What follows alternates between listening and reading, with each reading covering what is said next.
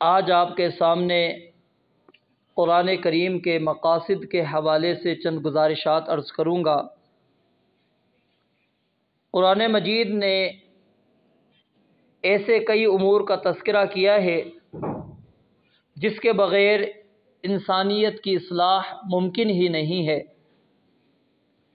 اور وہ امور کہ جن کے بغیر انسانیت کی اصلاح ممکن نہیں ہے، چند آپ کے سامنے ان میں سے میں ذکر کروں گا۔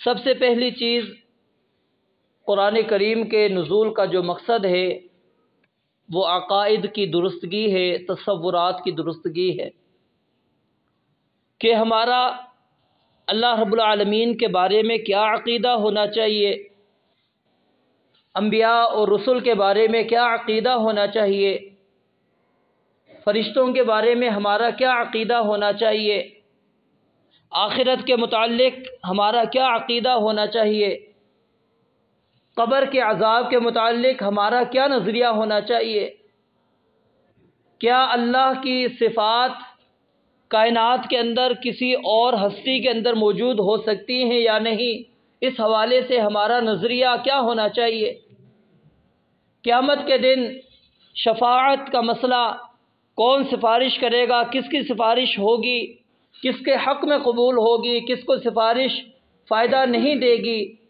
ان عقائد کی اصلاح، ان تصورات کی اصلاح۔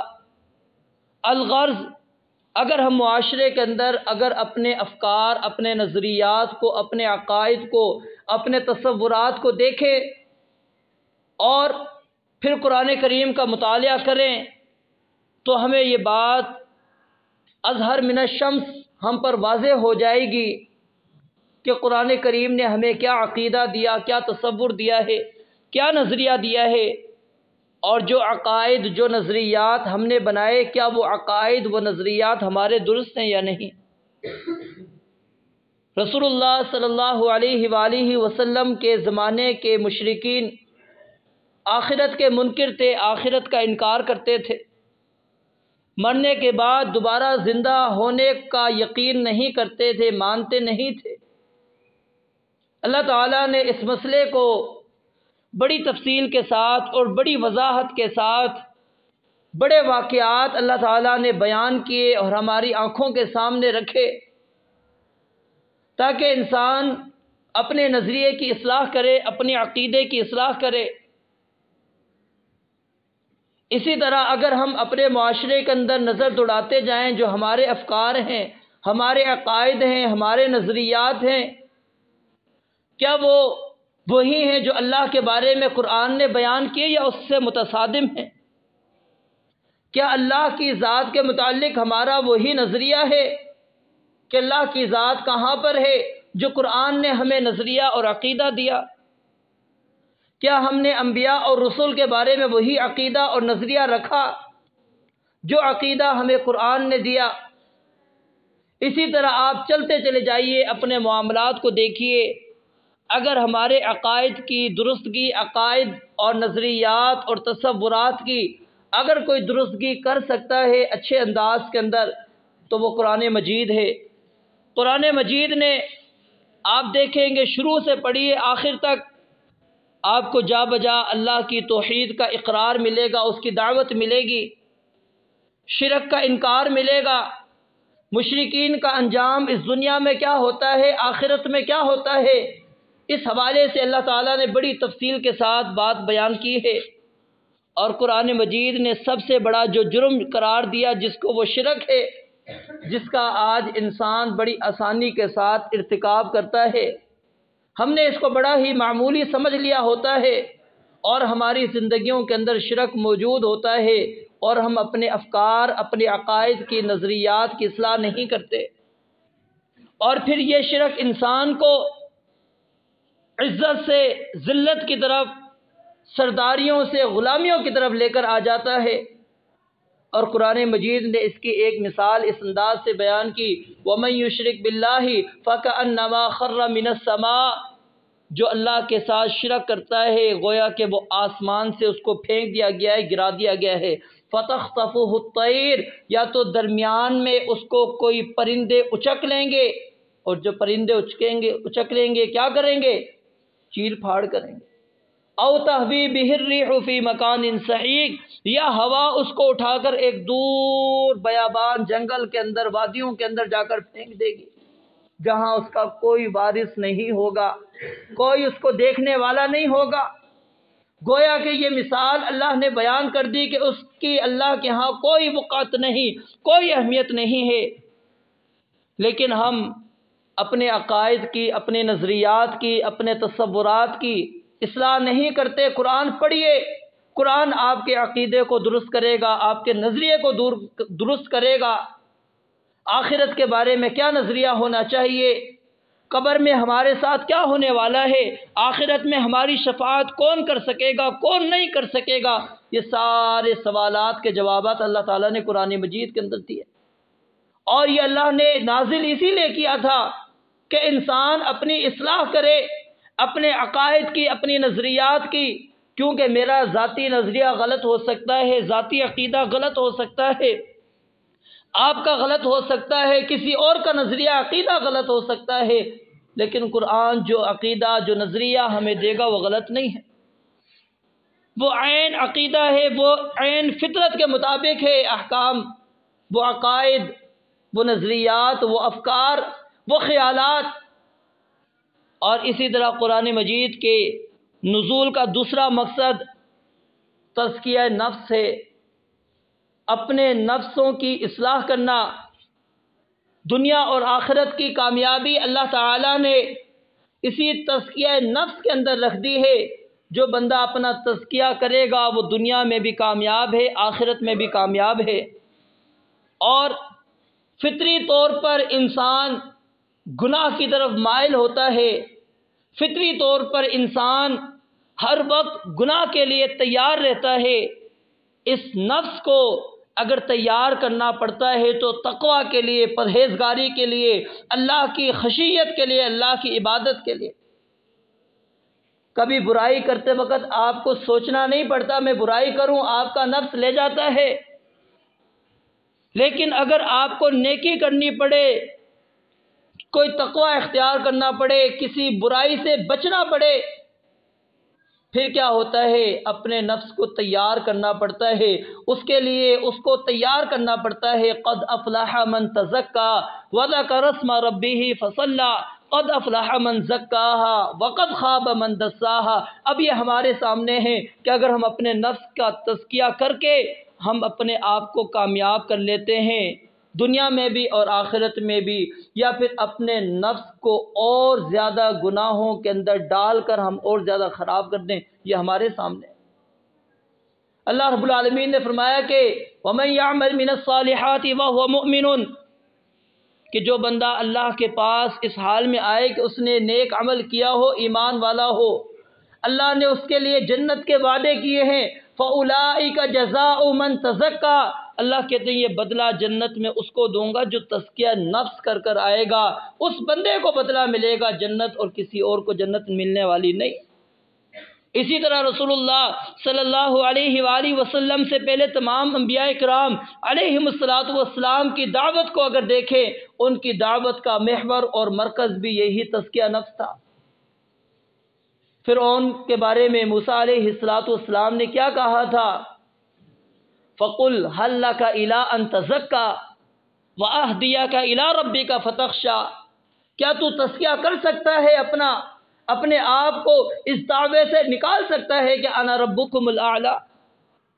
اور رسول اللہ صلی اللہ علیہ وآلہ وسلم کے متعلق سیدنا ابراہیم اور سیدنا اسماعیل علیہم السلام نے جو دعا کی تھی، اس دعا کے اندر ایک دعا کیا تھی کہ اللہ اس کے اندر ان میں سے ہی ایک نبی کو مبعوث کرنا، اس کا کام کیا ہوگا؟ وَيُزَكِّيهِمْ، وہ ان کو پاک کرے گا، تزکیہ کرے گا۔ اور اللہ نے ایمان والوں پر جو احسان جتلایا اس کے اندر نبی علیہ السلام کا تذکرہ کرتے ہوئے ایک صفت اس کے اندر یہی بیان کی، وَيُزَكِّيهِمْ۔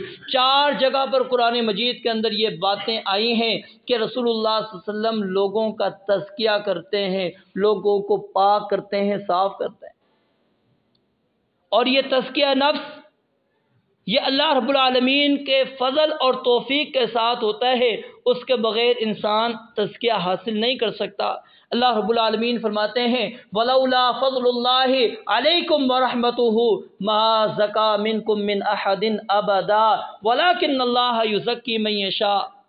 کہ اگر تم پر اللہ کا فضل اور اللہ کی رحمت نہ ہوتی تو کوئی بھی تم میں سے کبھی بھی نیک نہیں بن سکتا تھا، کبھی بھی وہ تزکیہ نہیں کر سکتا تھا اپنا۔ وَلَٰكِنَّ اللَّهَ يُزَكِّي مَن يَشَاءُ، یہ انسان کا اس کے اندر کوئی کمال نہیں، یہ اللہ کا فضل ہے، اللہ کی رحمت ہے، اللہ کی توفیق ہے کہ اللہ نے اس بندے کا تزکیہ کیا۔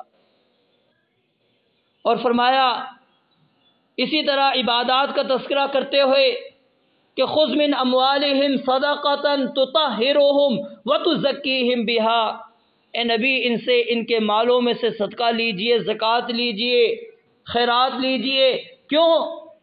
تُزَكِّيهِمْ بِهَا، تاکہ آپ اس کے ذریعے سے ان کے مال کو پاک کر سکیں، ان کا تزکیہ کر دیں۔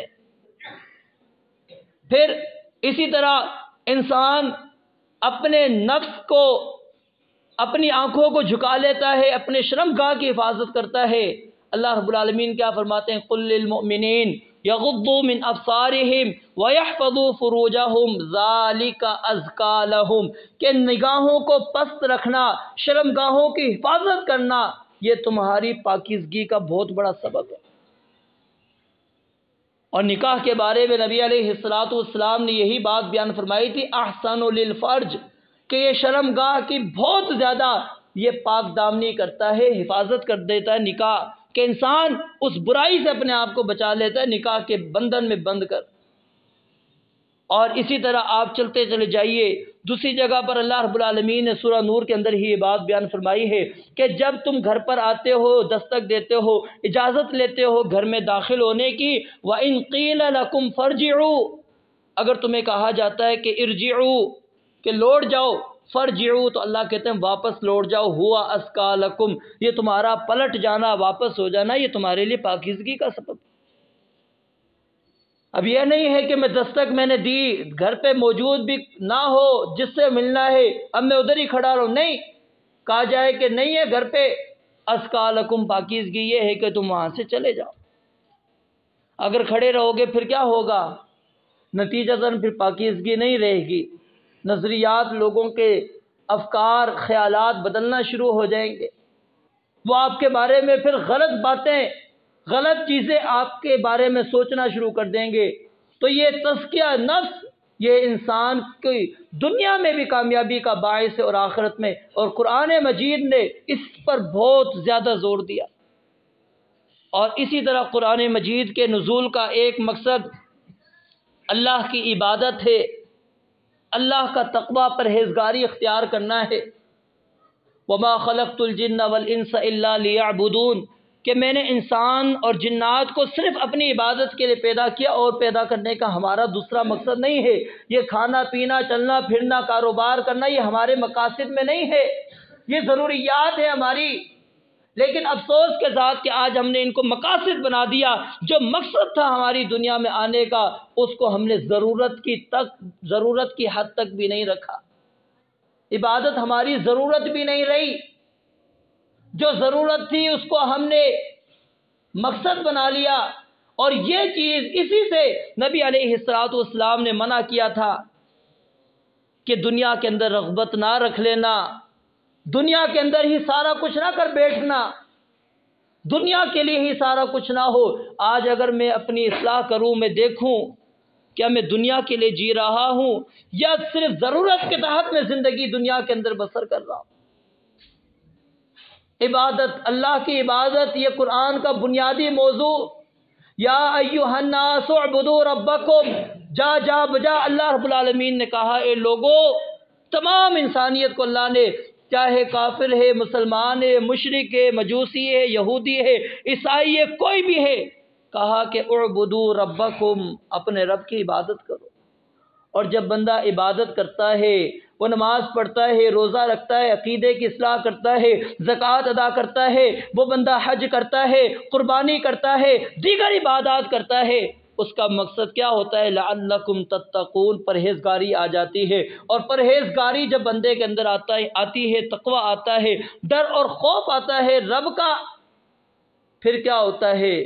قرآن بھرا پڑا ہے انعامات سے، 50 سے زائد انعامات اللہ تعالیٰ نے متقین کے لیے، تقوی اختیار کرنے والوں کے لیے بیان کیے۔ یہ ساری جو دنیاوی جھنجھٹیں ہیں، پریشانیاں ہیں، دنیا کے اندر ہی مگن ہم رہتے ہیں۔ اللہ کہتے ہیں سب سے بڑا مسئلہ کیا ہوتا ہے؟ رزق کا، وَيَرْزُقُهُ مِنْ حَيْثُ لَا يَحْتَسِبُ، اللہ کہتے ہیں پھر ایسی جگہ سے رزق دیتا ہوں جہاں سے وہم و گمان میں بھی نہیں ہوتا۔ اب سارا دن بندہ لگا رہے عبادت نہ کرے، اللہ بھی کہتا ہے پھر لگا رہے، ملنے والا تجھے کچھ نہیں۔ لیکن بندہ اگر وہ دنیا کو ضرورت کے تحت استعمال کرتا ہے، اصل مقصد عبادت رکھتا ہے، پھر اللہ تعالیٰ اس کے تھوڑے سے وقت کے اندر بھی اتنی برکت دے دیتے ہیں کہ وہ اس بندے سے جو 24 گھنٹے کام کرتا ہے، یہ 1 گھنٹہ کما کر اتنا کما کر آ جاتا ہے۔ یہ وَيَرْزُقْهُ مِنْ حَيْثُ لَا يَحْتَسِبُ، یہ تقوی اللہ کی عبادت سے انسان کو حاصل ہوتا ہے۔ اور اسی طرح قرآن مجید بھرا پڑا ہے تقوی، یا ایھا الذین آمنوا اتقوا اللہ، یا ایھا الذین آمنوا اتقوا اللہ، ہر جگہ پر آپ پڑھیں گے آپ کو اللہ کا ڈر اور خوف کی ترغیب دی گئی، ڈرایا گیا، سمجھایا گیا۔ یہ مسئلہ، یہ قرآن مجید کے نزول کا مقصد ہے، اور یہ یاد رکھیے تقوی، پرہیزگاری، یہ بنیاد ہے، بنیاد۔ جب تک آپ کے دل کے اندر تقوی نہیں ہوگا، اللہ کی عبادت بھی نہیں ہو سکے گی، کیونکہ ڈر ہوگا رب کا تو آپ صبح اٹھیں گے، کہیں گے کہ نہیں میں نے فجر کی نماز ادا کرنی ہے۔ ڈر ہوگا تو آپ کہیں گے نہیں میں اپنا کام چھوڑتا ہوں، میں ظہر کی نماز پڑھنے جاؤں۔ ڈر ہوگا، خوف ہوگا، تجارت چھوڑیں گے، آئیں گے عصر کی نماز پڑھنے۔ ڈر ہوگا، خوف ہوگا تو آپ اپنے دوستوں کی مجلس کو چھوڑ کر مغرب پڑھنے آئیں گے، عشاء پڑھنے آئیں گے۔ اگر نہیں تو بتائیے، اب جو نہیں پڑھتے کیا ہم اس کو مارتے ہیں، پیٹتے ہیں، یا اس کو گھر سے نکال دیتے ہیں، یا محلے سے نکال دیتے ہیں؟ نہیں نا۔ یہ کس چیز نے اس کو کھڑا کرنا ہے یہاں عبادت پر؟ اللہ کا ڈر اور خوف۔ اور دوسری چیز، کوئی چیز آپ کو یاد رکھے مسجد تک نہیں لا سکتی، اللہ کی عبادت کے لیے کھڑا نہیں کر سکتی۔ آپ کے اوپر سختی نہ آپ کوئی کرتا ہے نہ کر سکتا ہے، نہ آپ کو کوئی پڑوسی کہے گا، ساتھ والا کہے گا بھائی کیوں نہیں نماز پڑھی، چلو نکل جاؤ یہاں سے، نہیں۔ یہ اللہ کا ڈر ہوگا، خوف ہوگا، عبادت کی طرف آئیں گے، نہیں۔ ٹھیک ہے، وہ کہے گا گزارتا رہے اپنی زندگی، اس کی میری کون سی زندگی ہے۔ تو میرے بھائیوں، یہ عبادت، یہ تقوی، پرہیزگاری، یہ قرآن مجید کا نزول کا مقصد ہے کہ ہم اپنے اندر اللہ کا ڈر اور خوف پیدا کریں، اپنے اندر عبادات کا جذبہ پیدا کریں، عبادات کا ہم اس کی حفاظت کریں، ان اعمال کو سر انجام دیں، کام کریں عبادت والے۔ اور اسی طرح قرآن مجید کا ایک مقصد لوگوں کے درمیان عدل اور انصاف کرنا ہے۔ اللہ رب العالمین نے تمام شریعتوں میں اور تمام رسولوں کو عدل اور انصاف کرنے کا حکم دیا۔ اللہ رب العالمین فرماتے ہیں لقد ارسلنا رسولنا بالبینات وانزلنا معهم الکتاب والمیزان لیقوم الناس بالقسط، کہ ہم نے جتنے بھی انبیاء بھیجے، جتنی بھی ہم نے کتابیں نازل کی، سب کی سب اللہ کہتے ہیں وانزلنا معهم الکتاب والمیزان، ان کے ساتھ ہم نے میزان کو بھی اتارا۔ میزان سے مراد کیا ہے؟ العدل۔ اور وہ میزان کیا ہے؟ لیقوم الناس بالقسط، تاکہ اس میزان کے اندر، اس عدل کے ساتھ لوگ انصاف کے ساتھ زندگی گزار سکیں، برابری کے ساتھ زندگی گزار سکیں۔ اور یکونوا قوامین للہ شہداء بالقسط، اللہ کہتے ہیں اللہ کے لیے کھڑے ہو جاؤ گواہی دینے کے لیے، انصاف والی گواہی۔ وہ پھر چاہے تمہارے اپنے والدین کے خلاف ہو، تمہارے عزیز و اقارب کے خلاف ہو، تمہاری اپنے نفس کے خلاف ہو۔ سب سے بڑی چیز اپنا نفس ہے، جس کو انسان قربان نہیں کرتا، باقی چیزیں تو قربان کر لیتا ہے وقت کے ساتھ، انسان اپنے آپ کو قربان نہیں کرتا۔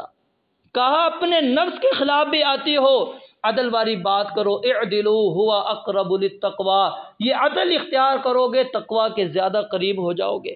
ولا یجرمنکم شنآن قوم، ایسا نہ ہو کہ کسی قوم کی دشمنی، ضد، عناد، بغض، نفرت تمہیں عدل سے پھیر دے، پیچھے ہٹا دے کہ تم عدل اور انصاف کی بات چھوڑ دو۔ تو عدل، انصاف، یہ قرآن مجید کے نزول کا بنیادی مقصد ہے۔ یہ 4 مقاصد میں نے آپ کے سامنے بیان کی، 4 مقاصد آج۔ پہلا مقصد کہ ہم اپنے عقائد، اپنے نظریات، اپنے تصورات کی درستگی کریں۔ یہ قرآن مجید کا بنیادی موضوع، اور قرآن نے عقائد ہمیں بیان کر دیے، نظریات بیان کر دیے، تصورات کھول کھول کر اللہ رب العالمین نے بیان کر دیے۔ اپنی درستگی کیجیے۔ اور دوسرا مقصد قرآن کریم کے نزول کا تزکیہ نفس ہے، اپنے نفس کو پاک کرنا، تزکیہ کرنا، اپنے نفس کی اصلاح کرنا، درست کرنا، نفس کو پرہیزگاری پر لا کر اس کو کھڑا کر دینا، اور پھر اس کے فوائد بھی کچھ میں نے آپ کے سامنے رکھے۔ اور تیسری چیز کہ آپ اللہ کی عبادت، اللہ کے تقوی، پرہیزگاری، اس کو اختیار کیجئے۔ اور چوتھی چیز عدل اور انصاف، اس کو کبھی بھی نہ چھوڑیے، ہمیشہ عدل انصاف اس کا دامن پکڑ کے رکھیے۔ بہت زیادہ اس کے اندر ہم عدل اور انصاف کو چھوڑ دیتے ہیں، اور وہی چیزیں آتی ہیں، یا تو اپنی نفس ہوتی ہے، والدین ہوتے ہیں، عزیز و قارب ہوتے ہیں، رشتہ دار ہوتے ہیں، جن کے وجہ سے انسان اس دامن کو چھوڑ دیتا ہے۔ تو یہ قرآن کریم کے نزول کے مقاصد، اور بھی مقاصد انشاءاللہ وہ آپ کے سامنے میں رکھوں گا۔